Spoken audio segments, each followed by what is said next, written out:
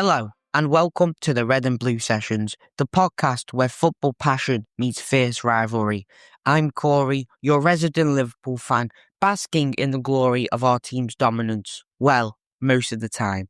And I'm Liam, the proud, long-suffering Everton fan, here to bring some balance to Corey's eternal optimism. Together, we'll dive into the latest football news, transfer gossip, and all the drama that makes the beautiful game so addictive. From Merseyside debates to the biggest stories across the leagues, expect banter, bold opinions, and plenty of laughs along the way. Whether you're red, or blue, or just love football, this is the podcast for you. But before we dive headfirst into this week's debates, you can get involved in the Red and Blue Sessions too. Whether you want to share your thoughts on whatever nonsense Corey's spouting this week, or even suggest a topic for us to argue about, discuss, we want to hear from you. You can send your emails to theredandbluesessions@gmail.com or slide into our DMs on social media. Right, let's get into it.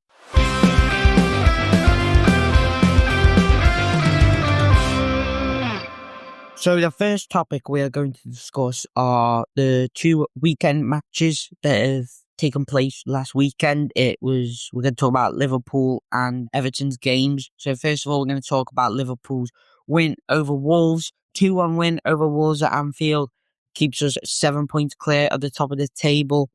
And in this game, it was a dominant first half from Liverpool. Obviously, coming into this game, we are unbeaten in the last 5 games we've played against Wolves.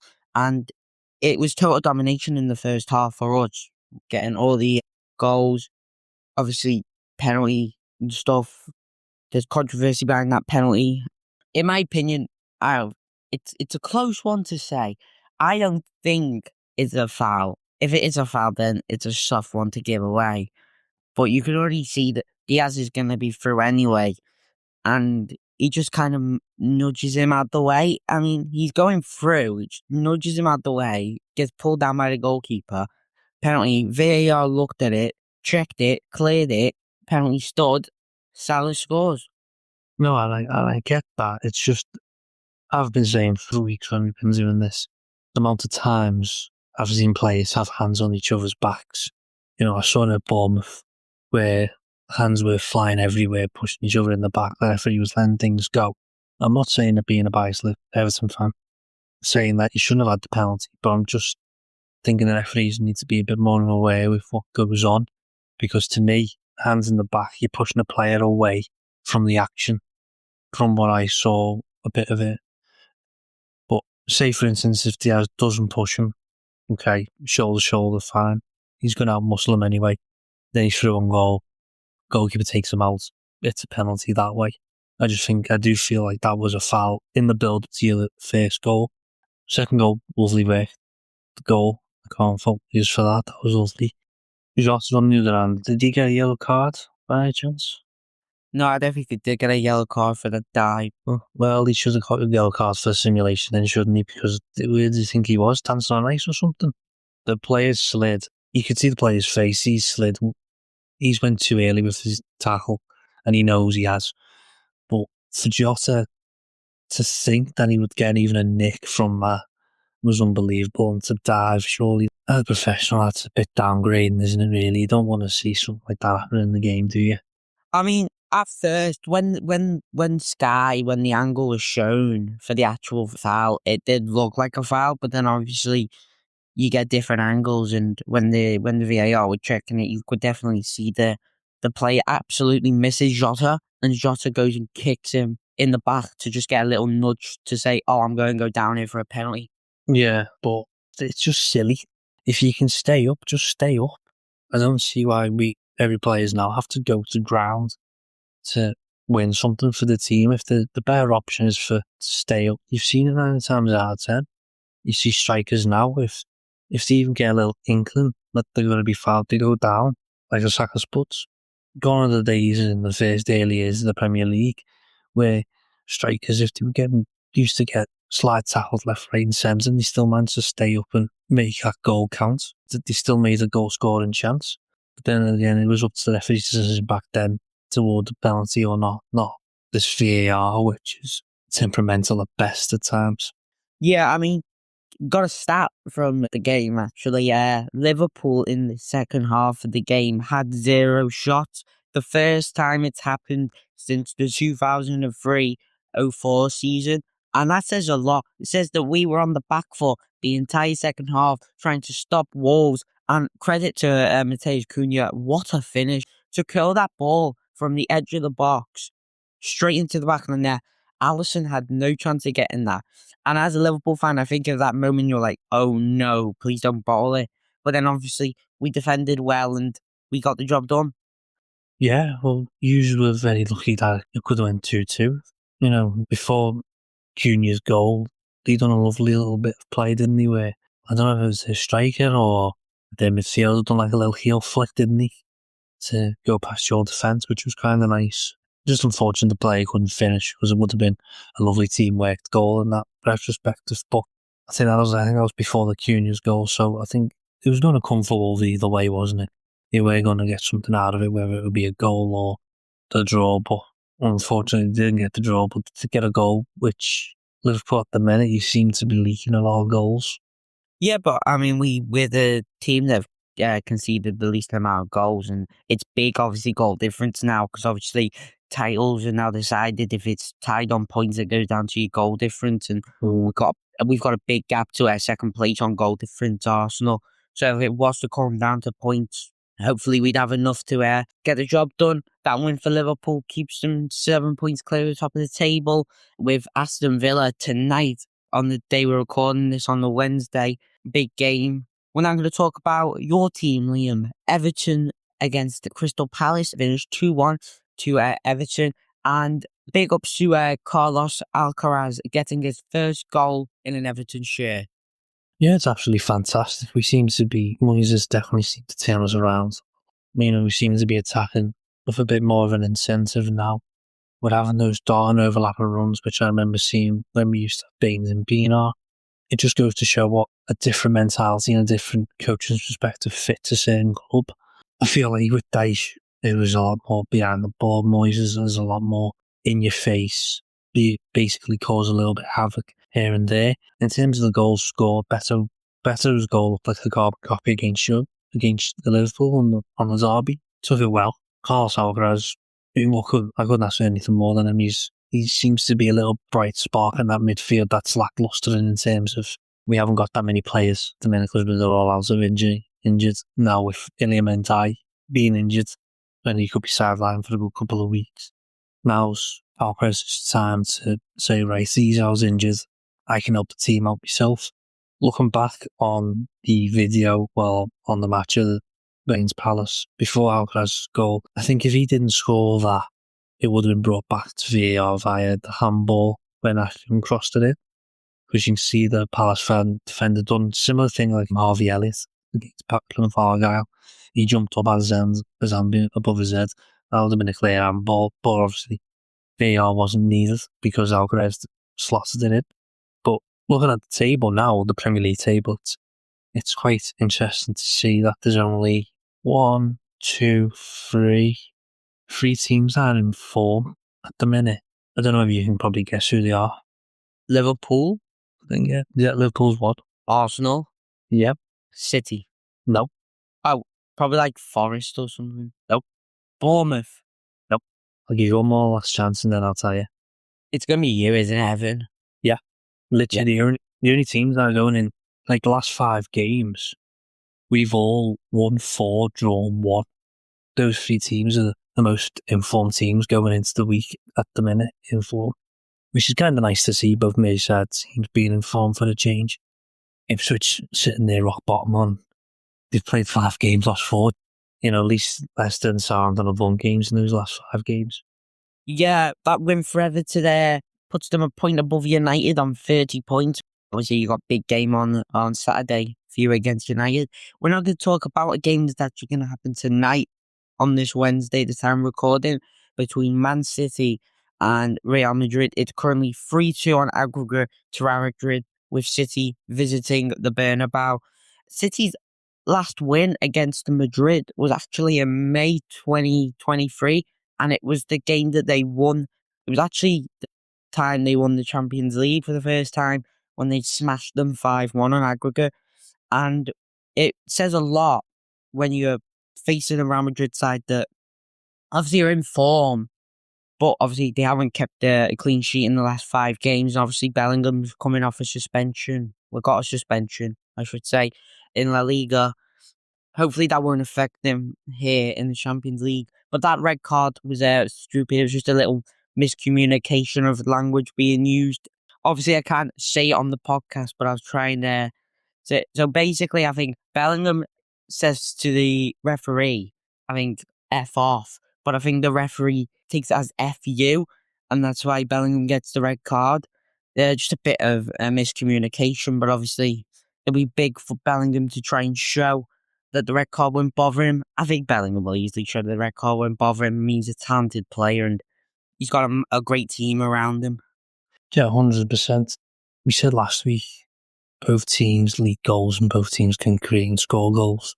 So this fixture is going to guarantee goals left, right and centre, whatever way you look at it. City needs to do a bit more to get it over the line. They need to be a bit more attacking, but be a bit more solid in the defence. Same with Madrid. They need to be exactly the same, like a carbon copy of Man City if they want to go through the tie. Because, they lack concentration within the first 10, 15 minutes. They can see themselves a goal down or 2 goals down, and they'll need to push on to try and make it through the next round of the Champions League. In terms of the red card of Bellingham, oh yeah, okay, we look back at it now. It's been a week now since been a couple of days since he's been sent off. If I'm Bellingham, I'll go, sound, you've sent me off. I can have a rest now till Champions League game against City, so I'll feel a bit more refreshed going into the match rather than feeling a bit jagged, tired. Bellingham plays enough every 90-minute match, doesn't he, at the minute? So probably that was how Bellingham will be looking at the positives rather than negative side of the red card. Where they'll be like, okay, I can have proper fitness now and get refreshed, ready for Wednesday night against City. Yeah, and also there's a big game actually for Madrid to actually try and keep City out, because obviously City coming off this 4-0 battering over Newcastle with Mouse getting the hat-trick for them. Obviously, because Haaland's injured and City came out and said they were actually worried about his injury, he obviously won't be playing the game against Madrid or probably the game against Liverpool on Sunday. He'll obviously be a big miss, especially in the games like against Real Madrid and against Liverpool. Mouse is going to step in and obviously do what he can and try and get more goals again.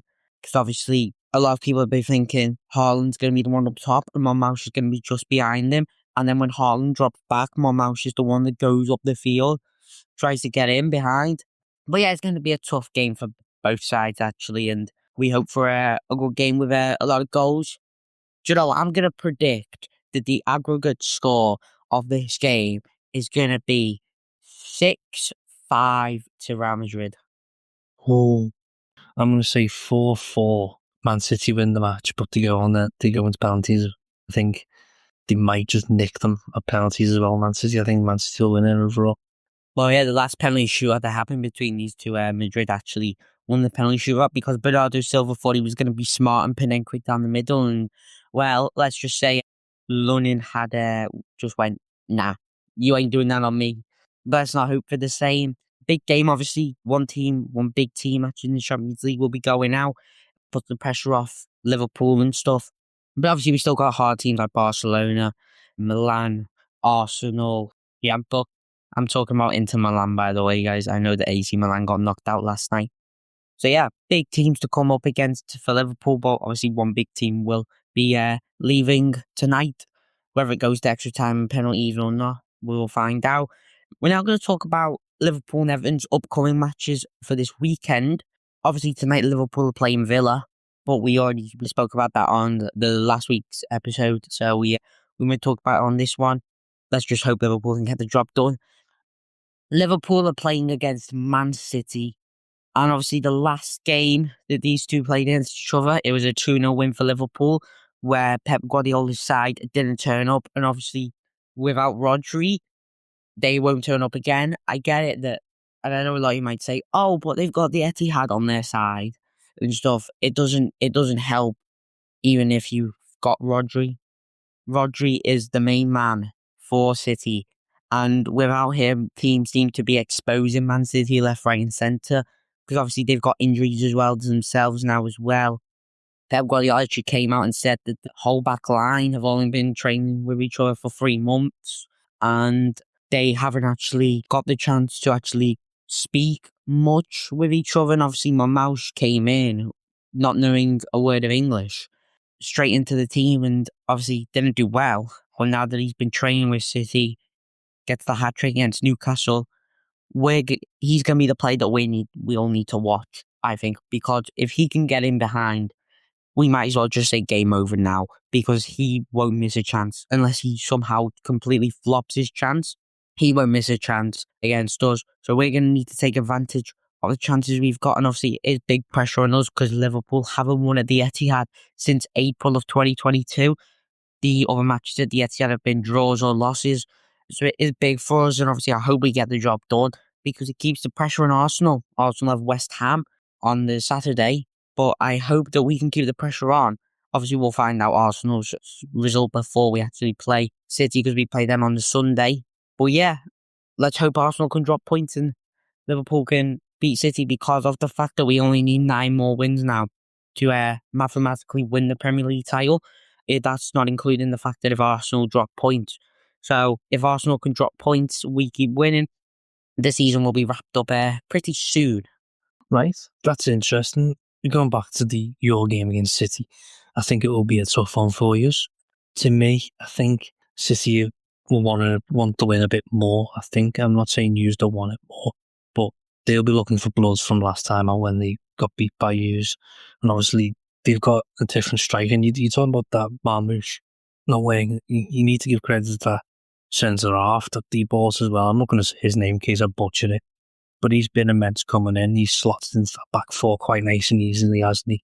In terms of his defence partnership, you're saying the back four's worked for each other for the past 3 months. The thing is, Pep loves to chop and change his back four whether he likes it or not.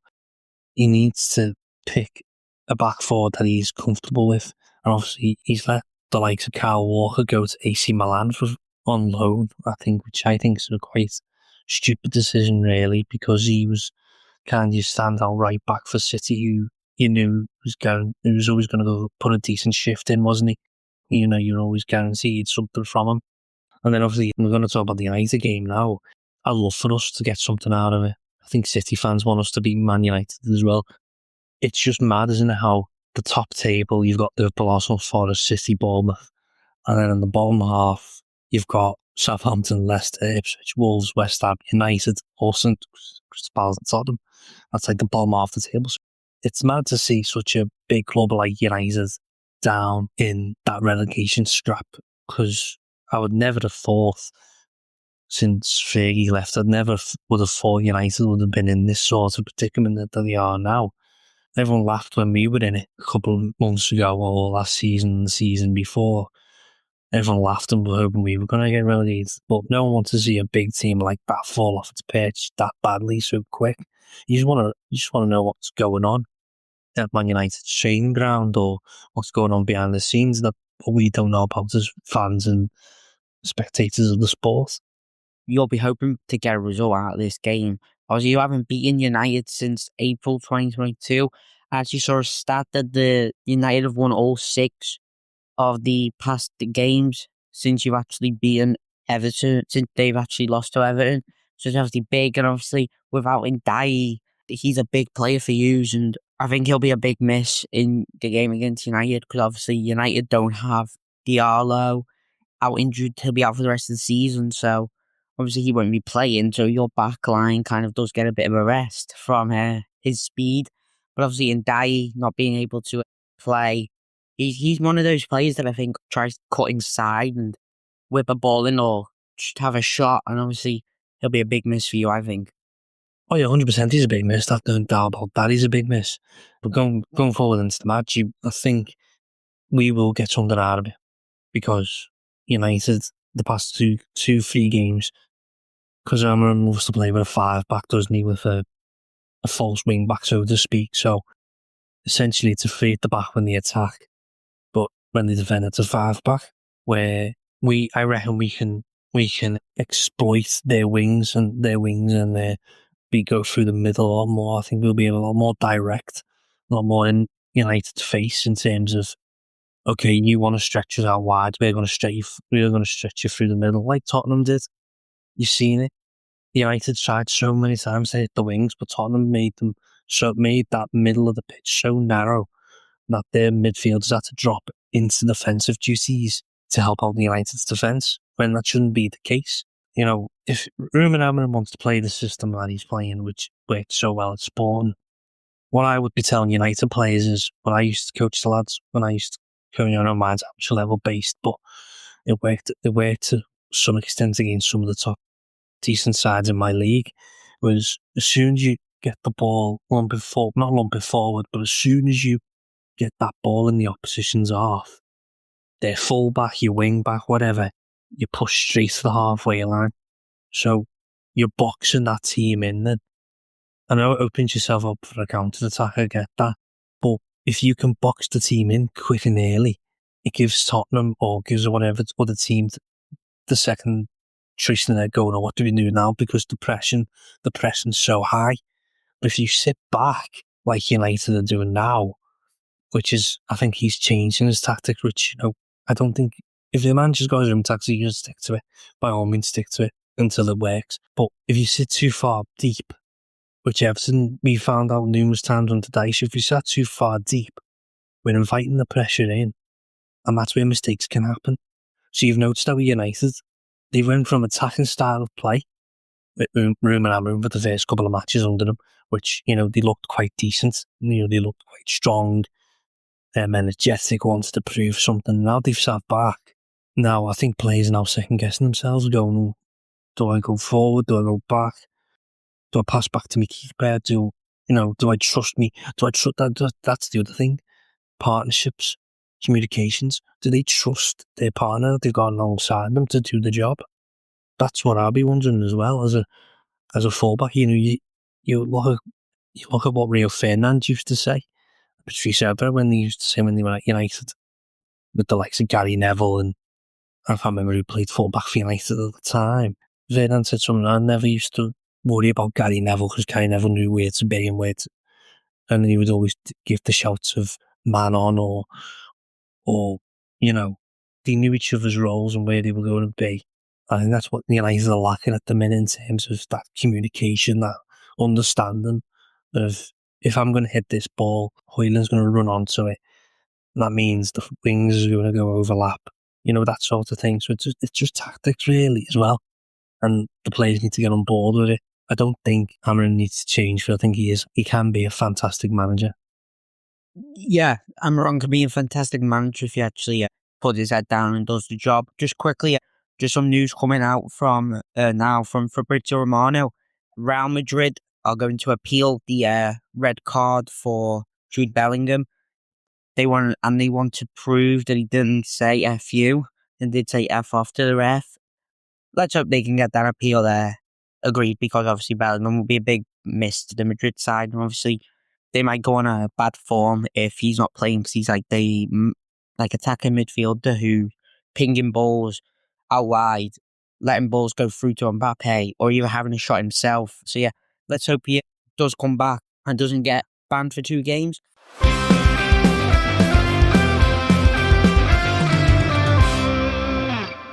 And we're now going to talk about our predictions for last week's games. Oh, God.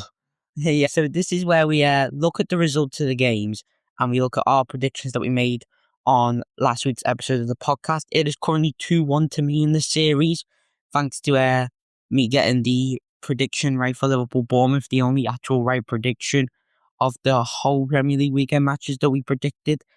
So first of all, we're going to start with Friday's game, Brighton versus Chelsea. Something we wouldn't have expected to see. The result was actually 3-0 to Brighton. We both predicted 1-0. So we kind of ate our words, because of the fact that Brighton just went, nah, we're going to score 3 goals on these lot. Oh, 100%. And shout out to Matoma. That touch was incredible. That was, I haven't seen anything like that in the Premier League for a long, long time. So that was quite enjoyable to watch. So next up, Leicester Arsenal. The final result was 2-0. You guessed it right. I got it badly wrong with 3-0. I did think Arsenal might inflict a bit more damage onto Ruud van Nistelrooy's misfiring foxes, shall we say. It is what it is. Well done to Arsenal again, and another 3 points on the board. Yeah, I mean, as well, they put Mika Mourinho up top. So it looks like they've found their new striker already. Now we're going to talk about the Aston Villa versus Ipswich game. I mean, this was a close game, finishing 1-1. And I don't think a lot of people would have expected that, considering, obviously, you said before the form that Ipswich are currently on. We both predicted 3-1 for Villa. That they're in turn now. Obviously, both sides put on a good show. And obviously, we are yet to see Rashford or Asensio actually make a big mark. I know that Rashford got an assist for Villa's goal, but we need to be seeing goals from him, because if United want to get him back, it's going to need goals, and Rashford probably might not want to go back to United. It depends on what Villa want. If Villa obviously want to buy him, I think he'll take the deal. I think it's going to come down to whoever. If Villa offer more money, he'll go there. If United offer more money, he'll go to United. But yeah, 1-1. We both got our predictions wrong there. Yeah, 100%. Ipswich, well done for getting the points on the board. Villa, they can't afford to be dropping points in the latter stages of the league. If they want to get back into the European places, they need to pick up a bit more points. So I'm just briefing about United, don't it? Have you seen the news recently? Because they've obviously let the likes of Anthony, Rashford go out on loan. They haven't brought anyone in, did they, during January? Mason Greenwood, the next Man United player, who, was found not guilty on those cases, which we won't go into detail of. I have no background in that. But obviously he's in the French league now. He's turning it up. Bear in mind, he left United on a free. Yeah, he left on a free, but United have got some sort of clause in it, right? So they get a profit of whatever next sale they get. So there's rumours circulating that he might be going to PSG in the summer for £77 million. Do you know how much Man United will make from that sale? A lot. £35 million to be exact. So, United have missed out on it. To be honest with you, I think they should have kept him. They would have bolstered their attacking options, but obviously what had gone on behind the scenes, maybe not so much. But he looks like he's strained out his career at the minute at Marseille. Obviously, that's enough tangent. I just wanted to get that in there because it was on the top of my head. And if I don't remember it, I'll forget about it. Next up, Fulham versus Nottingham Forest. We both got that wrong. The overtime result was 2-1 to Fulham. Well done to Fulham. Very good to them. They're picking up points again now. You guessed 2-2 and I guessed 1-1. So Fulham, and for this time, I think Forest have dropped points in how many games now? A lot. Are they now finding their form now, or will they finish in the top four? Or it'll be interesting to see if they pick themselves back up after that. They were very unlucky to lose that game, weren't they? Because I think there was 1-1, wasn't it, for ages? Yeah.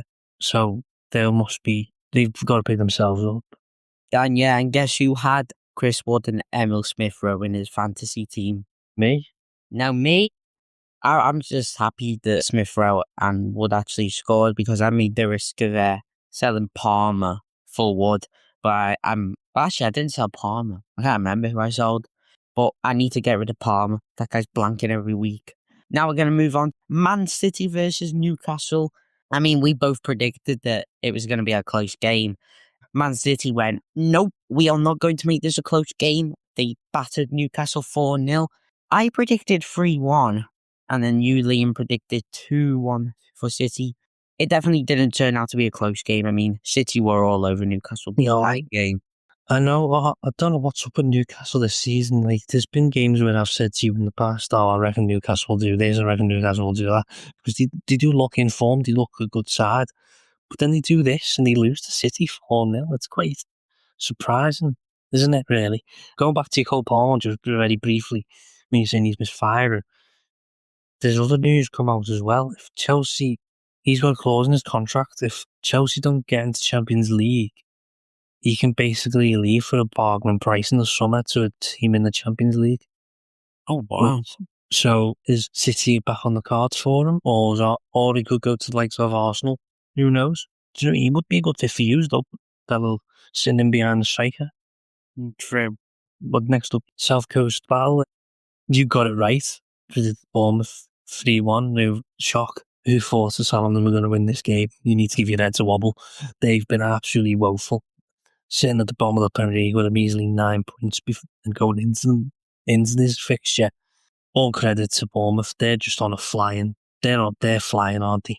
At the time of recording, they're sitting in fifth on the same level of points with Chelsea, 2 points ahead of Newcastle in the table, and even 1 point behind City. So it's hotting up to be a good little 5 to 6, 7, 8 clash there, isn't it? In the top mid side of the table. Well done to Bournemouth for the weekend. Yeah, props to Bournemouth getting the job done. Justin Cliver having a baby, filming a TikTok, and then playing in the game. Who would have thought that? West Ham versus Brentford was the next game. Finished 1-0 to Brentford. I predicted 2-1 for West Ham. You predicted a draw. It was a slow game to start, and then obviously Brentford do get that goal. And you're not being... Last season you were seeing Mbermo. He was the one that was mainly getting all the goals for Brentford. He's not really been getting the goals for Brentford. It's been more of like the midfielders or the defenders, like getting on corners that are just moving around in the box, and they just get like a little tap and it goes in the back of the net. It's just something that we come to see from some of these teams that are towards the later stages of the table, where it's not usually their strikers getting in the goals. No, I don't know why I made my prediction 1-1. I just must have thought West Ham with Graham Potter. I think they would have been decent. Looking back now, realistically, I should have looked at the goals for and goals against from each side. If you look at Brentford's, they've got goals for 43, which means they've scored 43 goals. Goals against 42, which is the second highest goals against in the league. The second highest is, if I'm just looking at it quite briefly, the second highest is obviously the teams near the bottom. Oh no, sorry, not second highest at all. They're about fourth highest in the league conceding goals. Obviously, the most teams that have been conceding the goals against are the ones at the bottom of the table, including Ipswich, Southampton. Southampton have conceded 57 goals, but against this fixture, Brentford have scored 43, conceded 42. West Ham have conceded. They've only scored 29 goals, but conceded 47. So I don't know why I said 1-1. I should have said 1-0 Brentford, to be honest with you, could they? Because they seem like it's nice to see them pick back up points again. Because they've had a tough run of fixtures, haven't they, in the past 5 games. And now we're now on to my favourite team, Everton. At the end of the week, at the end of the fixture, we played Palace away, which, I think that's what we found to pick up pieces. We found to pick up points along the road. I know we say that we beat Brighton, didn't we? But Palace have always been like us, sort of our bogey team in terms of we don't know what side Palace are going to turn up on. To go there and get all 3 points at Palace, who are not a bad side themselves, was delightful because, it gives us some breathing room from the bottom. At time of recording, we are currently 21 points ahead of Southampton, which, we were 20th in the table, shock horror. But yeah, you predicted 2-0 Palace, joke's on you. I did joke 1-0 Everton, but anyhow, we won the match either way, so I'm a happy toffee at the end of the day, aren't I? Yeah, I'm also a happy red. Liverpool versus Wolves, 2-1 win for Liverpool, but I obviously couldn't get the prediction right. We both predicted 3-1 Liverpool. Turns out that Wolves are a tough side and unlucky actually not to get a draw, but it is what it is. I'll let you do the Spurs United one. Spurs United, yeah, the correct score was 1-0, but both of us thought that there was going to be goals galore in this game. Like the two big heavyweights going at each other for the title. I know I said that joke last week. But yeah, I expected a bit more from both sides. Well done to Tottenham. They've picked up points, which, even them they haven't been on a bad run. Well, they have been on a bad run of form, but it hasn't helped with the amount of injuries along the way. Big Ange getting all 3 points on the board. Sinking, Amarins, United.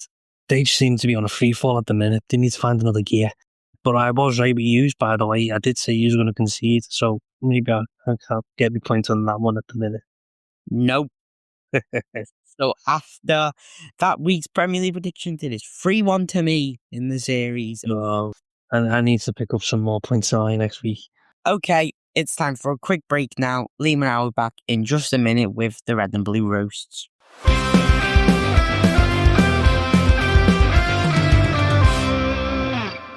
Alright, it's that time again. Strap in, because we're about to crank up the rivalry with the red and blue roasts.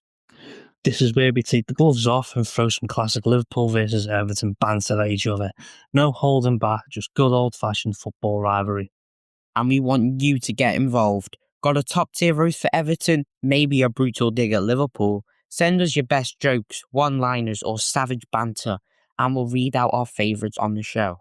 Email us at theredandbluesessions@gmail.com or slide into our DMs on social media. Whether you're red or a blue, bring your A game because we're ready for it. Alright then, let's see who's getting roasted today, red or blue. Let's go. Hey Corey, Yes? why don't Liverpool fans ever make good gardeners? I wonder why. Because they're great at planting ideas but terrible at growing anything beyond 2020. Ha ha ha. League Cup, FA Cup. Oh, do you know, I kind of like that joke. That's actually funny. Very good. Well, how about this? Why don't Everton print calendars anymore? Why? Because there's nothing to mark in May other than we survived relegation.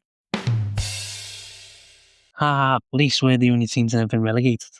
So, I can still say that until we do get relegated. Yeah, but who lost their first game in their new stadium? See, I don't count youth sides, so technically I'm not bothered, so I don't really care about the senior men's team. I love it how the Wigan player, when he scored, held up a 6 sign at your fans to say, ha, you got no champions. Right, we say this, right? We say this every time, right? Where's the consistency of the referees? Iliam Yandai gets booked for sending the crowd. Semenyo does it and sends our crowd. He doesn't get booked. The player last night the other night doesn't get booked. Where's the consistency in this? If they want, because I know they want to bring that out, don't they? Where they bring cards, and if you incent the fans for celebrating, you get yellow cards, which I think is ridiculous.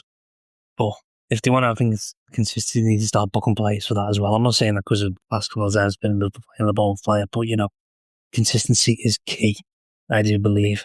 And unfortunately, not a lot of the referees are consistent enough, which I've also seen as well. I had an email, because I still keep up to date with what goes on with the FA in terms of youth development and the referees in grassroots football. The trialling body-worn cameras for referees. That's actually a good idea, that. Yeah, it's a good idea to see how bad the referees are. So I know my fair share of referees, they've been woeful. So to see them on camera would be absolutely sublime. Obviously, with the Everton thing, there's been a lot of memes going around, and obviously, it's been because obviously you got your point deduction last season. It's nothing to do with you, about other teams, and then you see in the comments, I've seen enough 10-point deduction for Everton. Yeah, I've seen a lot down in myself. It's quite funny, but when's that stop becoming funny? The joke's getting old now. It's been a year since it's happened. Let's get over it. Obviously Everton looking into a brighter future now in terms of the new takeover, which I'm quite happy about. And obviously it gets rid of some bad blood between the fans, the fan base, and the owner, shall we say? Because let's be honest, he wasn't the brightest spot in the toolbox, was he? Yeah, you can say he spent a lot of money to the club, and I think he expected to do better than we did. But I think, me personally, the only best couple of signs he probably made for Everton Football Club was Pickford, and at the time, Richarlison. Let's see what this freaking group can do moving forward. I know they're in charge of Roma, aren't they, at the minute? Prior to sacking Mourinho, that Roma were doing an alright in Serie A, and I know that they can be quite good with the money in terms of they know where to find the bargain of a player. So let's hope they can find cool bargains for us, like Alcaraz for one, which I saw before, apparently, which I think this is a steal, by the way, which obviously we've got that loan with obligation to buy. Flamenco only want £20 million if we want to buy him at the end of the season. He's 22. He's 22 years of age, 23 years of age. I'd be like that with Moyes. I'm going, where do you sign? I'd sign him because with players like that, you need to take a gamble on it, don't you? You're never going to find a midfielder that's going to cost you £20 million, are you? Nope. That's ridiculous. I'd be like that. Stand my hand off him right now. Yeah, 20 million, there you go, fella. And then Flamengo come back about 4 years later. Hang on a minute. We should have really sold for 60, shouldn't we? But yeah, should we deep dive into the predictions this week?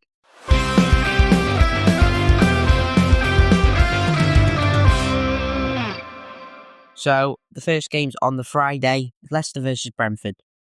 3-0 Brentford. Okay, feisty one. 2-1 Brentford. Okay. Ooh. Everton v Man United. 1-0 Everton. See, oh no, I'm thinking about it, aren't I? 2-1 Everton. I think we'll same scoreline against Palace. We'll do against United. Okay. Arsenal versus West Ham. 2-0 Arsenal. I'll go with 2-0 Arsenal. Bournemouth versus Wolves. 3-1 Bournemouth. 2-1 Bournemouth. Fulham versus Crystal Palace. 1-1. Okay. 2-1 Fulham. Ipswich versus Spurs. 3-1 Spurs. 2-0 Spurs. Southampton versus Brighton. 1-0 Southampton. I'm joking. 3-0 Brighton. You watch how Southampton are going to go on and win this, aren't they? 2-0 Brighton. Aston Villa versus Chelsea. 2-1 Aston Villa. 1-1. Sunday's games now. Newcastle versus Forest. 3-3. Okay. Do you know, you go 3-3, I'll go 2-2. I think that game's got goals in it. I can spell them. Man City versus Liverpool. Tough one, this one. Do you know what? 1-1. 2-2. Okay. Well, there's our predictions. Quick, fast, bold, and raw predictions from us both.